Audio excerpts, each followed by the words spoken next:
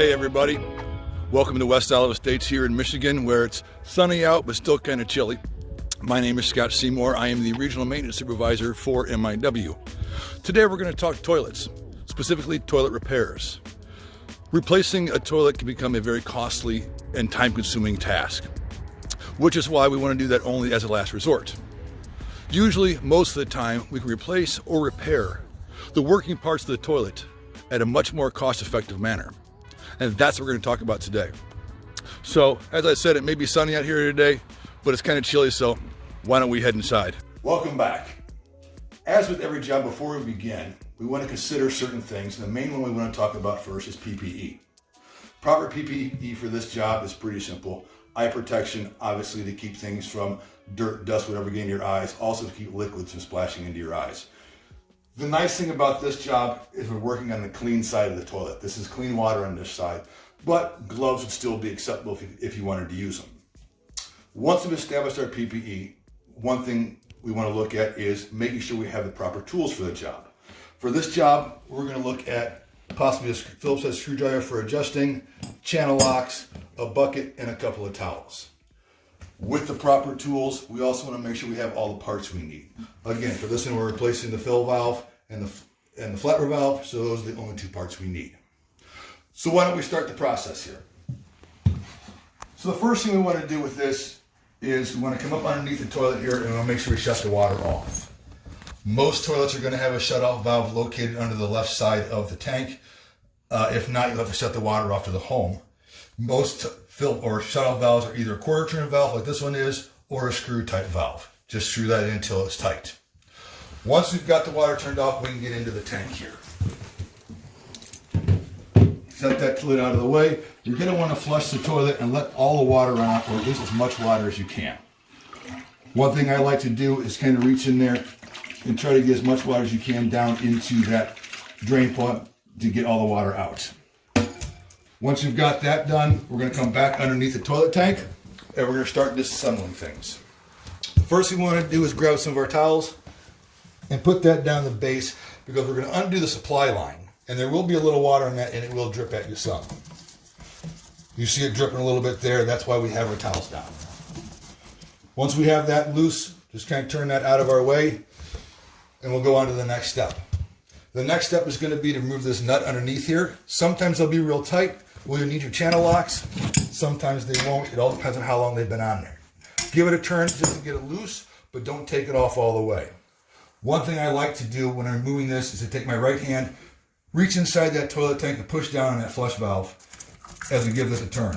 That'll make it a little looser, and it'll also help to seal it up, keep the water from coming out of the tank. Once that nut is off, take your bucket, set it underneath, and pull your fill valve, and get all that water out. If you have more water than your bucket will hold, you can always put that fill valve back in, seal it up, and let you go ahead and dump it out. Now that we have the water out, we're going to move up inside the tank here. You see we have our fill valve. This is what we're replacing. We're going to disconnect it from the refill tube, pull it out, set it aside, and get rid of it. While we have this out, this is a good time to replace that flapper valve if we need. The flapper valve is this base, going down at the base here. First thing we want to do is remove the chain from the lever handle and just go ahead and pull these right off the dog ears on the side. And this one, of course, is going to be stubborn to me.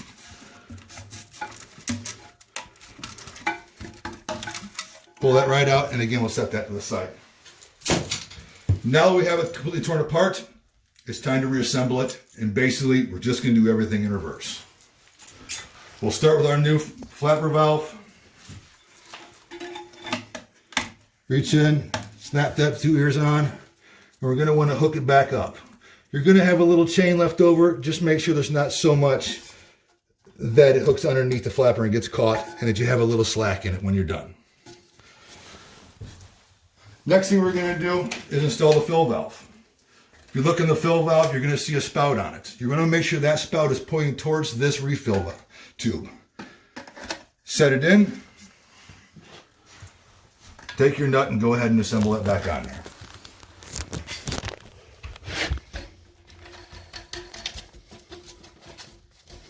You don't need to crank these down. You won't need to put a wrench on it. Hand tight like that is plenty good. Make sure it's tight. There's a tube that comes with it. It's called a refill tube. This refill tube goes on that spout. Just squeezes on and feeds down into that tube. These are obviously very long. You can cut them down if you want, or just leave it in there. Either way works fine. Once you've got the fill valve back in, it's time to hook our water line back up. Go ahead and hook the line in. Again, don't over tighten. Hand tight so it doesn't leak is all you need.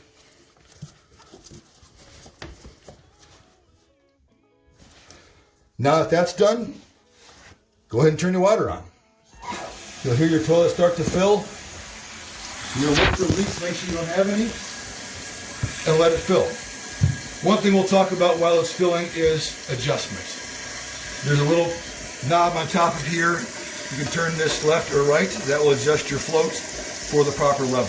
You're going to want your water to be about 1/2 inch to 3/4 inch below the top of the refill tube. Once you've got it adjusted, go ahead and put your lid back on, and you should have a proper working toilet. So today we discussed the basic procedure for changing out a toilet fill valve and a flapper valve.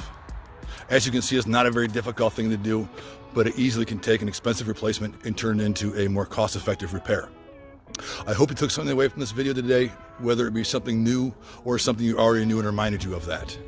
Thanks for watching, and as always, remember, plan, execute, measure, adjust. See you next time.